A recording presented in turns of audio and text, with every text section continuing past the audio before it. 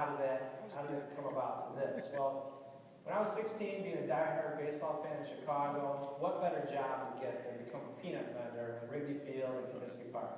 So that's how I spent my next bunch of summers, all through my first year of law school. I was selling peanuts and hot dogs. Anyway, the short version is I met the White Sox first base coach. His name was Davey Nelson. Fantastic guy.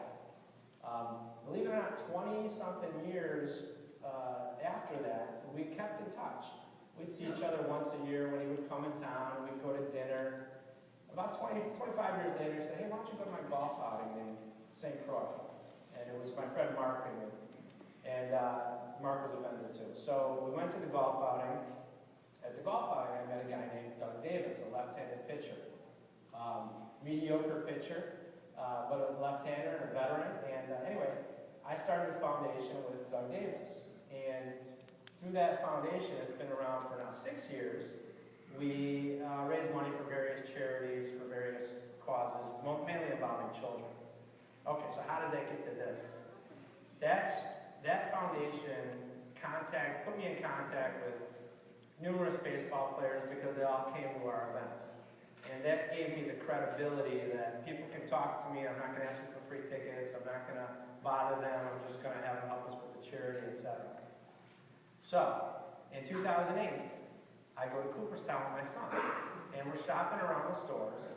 And I see in the store, there's this beautiful painting, similar to this. It was of all the Negro League stars. And I had to have it. And it was signed by them all. It was done in 1994. I bought it, I took it home, got it home, put it on my wall, I loved it.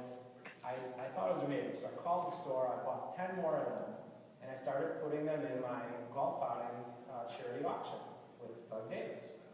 And the first 2 events we had, nobody cared, not that those aren't great items, those are really nice items over there.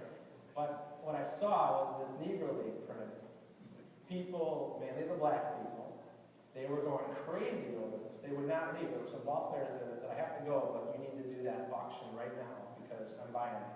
And they were really in love with it. And that's when it happened. That's when it clicked. After a couple auctions like that, I said, I know how us Jews are with baseball, that if I did this with Jewish baseball players, it would have the same kind of effect because we have that, whatever it is, we don't have that tie with football, we don't have that tie with basketball, but with baseball, there's something about it that we just love. So that was in 2008. So, okay, great idea. So now what do I do? So I sat on it for a couple of years. I kept telling my wife I'm going to do it, and my son I'm going to do it. And finally, in November of 2011, we had our golf outing in Arizona. And one of the guys that shows up at my outing is Steve Stone. He's the current White Sox broadcaster and former player, Cy Young Award winner. I said, Steve, after the golf outing, I want to sit down and tell you this idea. So he says, okay, let's meet next week. And the outing's in Arizona.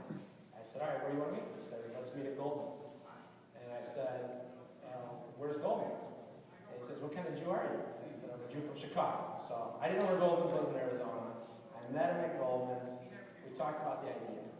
He said, Greg, that's an amazing idea, but you're never in the world going to get Sandy Koufax to agree to this. He doesn't do anything. He doesn't leave his house. He also said you're never, ever going to get Major League Baseball to license you to do it, what you need to have if you're going to have all the uniforms and the faces and the names. He said, go get your act together, do some research, and talk again. So we went home, that was in November. Went back to Arizona in December with my family for a trip. And I said, all right, Steve, I'm ready. He says, meet me at Goldman's. So I meet him at Goldman's. We're sitting at Goldman's Deli, which is probably the size of about 4 of these big tables. They don't have big tables, they're little tables. And we're talking about how we're going to do this. And as we're talking about it, I look out the window and I see Jerry Reinsdorf, the owner of the White Sox. Big Jewish owner of the White Sox, Jerry Reinsdorf, out the window.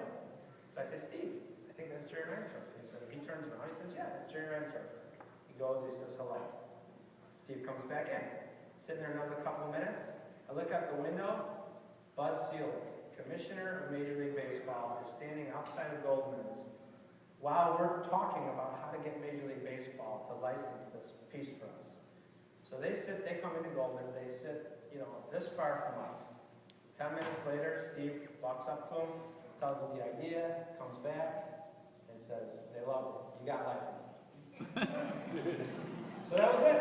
That was 2 years of painting. That's how I got licensing. That was the first day where I realized fate was on our side.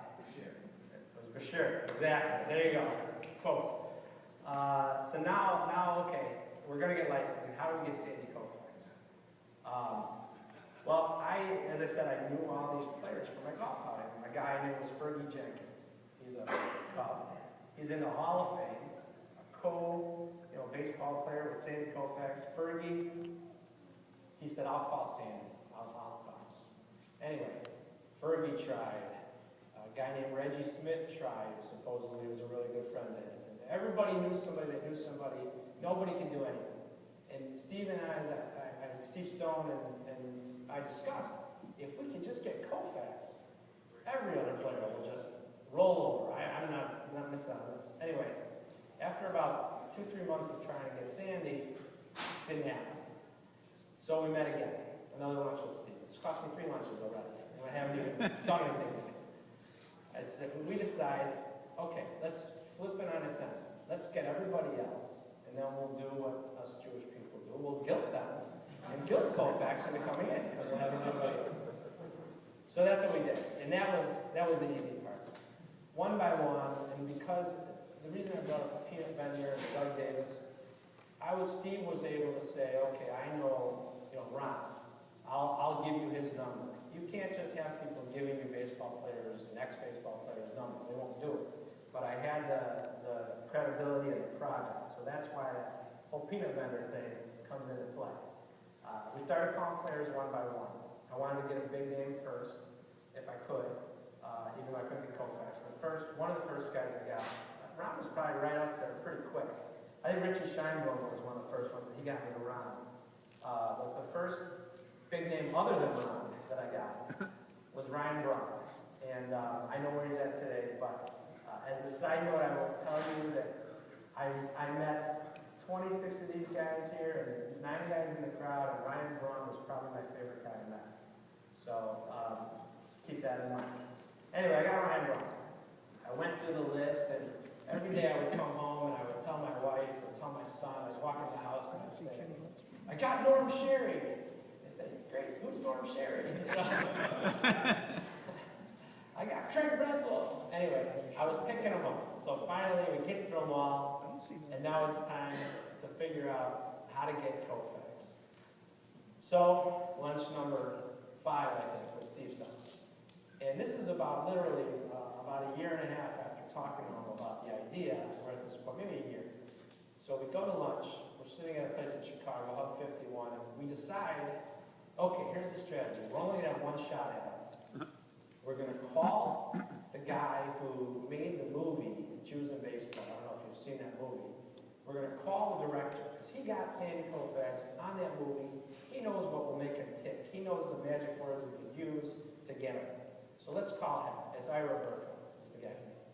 So Steve says, well, I know Ira. I'll call him. I don't know Ira's number. I'll call the guy. Okay, fine. So we leave. An hour later, Steve says he called up his friend, Joe. I forget his friend's name, actually. He says, hey, Joe, it's Steve. Steve says, how you doing? Joe says, how you doing? Steve says, Joe, I'm trying to get a hold of Ira Burko. Can you get me his number? And then Joe says, you want to talk to Ira? Hold on. And he hands Ira Burko the phone. He's sitting right next to Joe when he makes his call. That was this Bashir. Second time. So Ira Burko says, well, let me go home, let me look at my notes, I'll give you a call back later. Next thing you know, about an hour and a half after lunch, of thinking about this for 2 years and waiting on it a year, an hour and a half after lunch, I get a voicemail from Steve Stone. And if you've ever heard of a guy who won the Cy Young, played in the major leagues for many years, incredibly successful, grown 60-year-old man, sounded like he was crying like a baby. When he left me this voicemail, he says, Greg, I just talked to Sandy Koufax twice. And that was it. Sandy said, I'm interested, call my agent, and let's get it done. So there we have it. Sandy Koufax, Major League Baseball licensing.